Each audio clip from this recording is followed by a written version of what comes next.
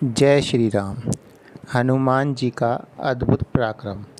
रामायण का एक सुंदर प्रसंग है जिसमें रावण ने जब देखा कि मेरी पराजय निश्चित है तो उसने कुछ ऐसे राक्षसों को बुलाकर रणभूमि में भेजने का आदेश दिया जो कि अमर थे। ये ऐसे राक्षस थे जिनको काल भी नहीं खा सकता था।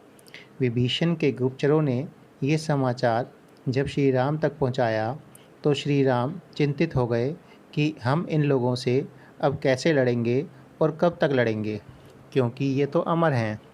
सीता का उद्धार और विभीषण का राजतिलक कैसे होगा। अब उनको युद्ध की समाप्ति असंभव लग रही थी। श्री राम की स्थिति से वानर सेना के साथ कपिराज सुग्रीव भी विचलित हो गए कि अब क्या होगा। हनुमान जी उस समय किसी कारणवश सभा में उपस्थित नहीं थे। जब वो वापस आए और प्रभु श्री राम को चिंतित देखकर बोले, प्रभु क्या बात है। श्री राम के संकेत से विभीषण जी ने सारी बात बतलाई। अब विजय असंभव है। ये सब सुनकर पवन पुत्र श्री हनुमान जी बोले, असंभव को संभव और संभव को असंभव कर देने का नाम ही तो हनुमान है। प्रभु आप केवल मुझे आज्ञा दीजिए, मैं अकेले ही जाकर रावण की अमर सेना को नष्ट कर दूंगा। परंतु कैसे हनुमान, वे तो अमर हैं। श्री राम जी ने कहा, प्रभु इसकी चिंता आप ना करें, बस सेवक पर विश्वास करें। हनुमान जी बोले। उधर रावण ने युद्ध में जाते समय उन अमर राक्षसों को हिदायत दी और हनुमान से सावधान रहने के लिए कहा।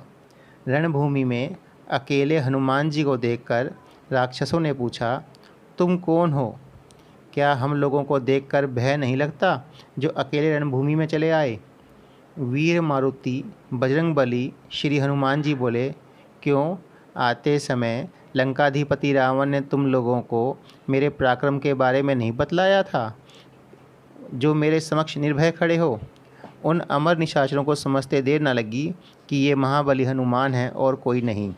फिर भी वो थोड़ा सा कुचाते हुए बोले, तो क्या हम अमर हैं? हमारा तो क्या बिगाड़ लेगा बंदर?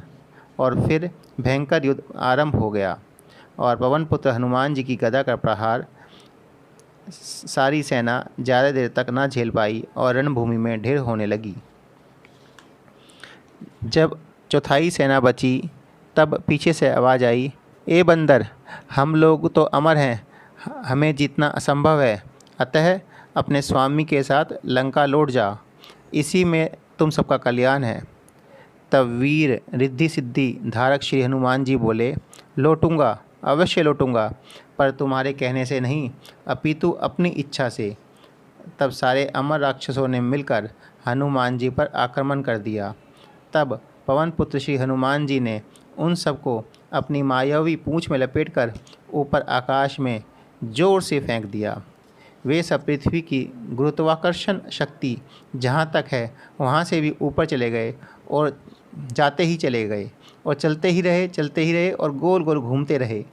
इसी प्रकरण में गोस्वामी तुलसीदास जी लिखते हैं, चले मग जात सुखी गए गात, अर्थात उन राक्षसों का शरीर सूख गया। अमर होने के कारण मर तो सकते नहीं थे, अतः रावण को गाली देते हुए और कष्ट के कारण अपनी अमरता को कोसते हुए अभी भी सौरमंडल में गोल गोल घूमे जा रहे हैं। इधर हनुमान जी ने आकर प्रभु के चरणों में शीश झुकाते हुए कहा, प्रभु मैं उन सबको ऊपर भेज आया हूँ। श्री राम जी बोले, पर वे तो अमर थे हनुमान। तब हनुमान जी बोले, प्रभु इसीलिए तो उन्हें जीवित ही ऊपर भेज कर आया हूँ, अब वह नीचे कभी नहीं आ सकेंगे। और फिर वीर हनुमान जी ने सारा वृतांत श्री राम जी व वहाँ बैठे सभी सभासदों को कह सुनाया। सारा वृतांत सुनने के बाद सारी सभा का हृदय गद हो गया। सबके चेहरों पर मुस्कान आ गई और सब हनुमान जी की जय जय करने लगे।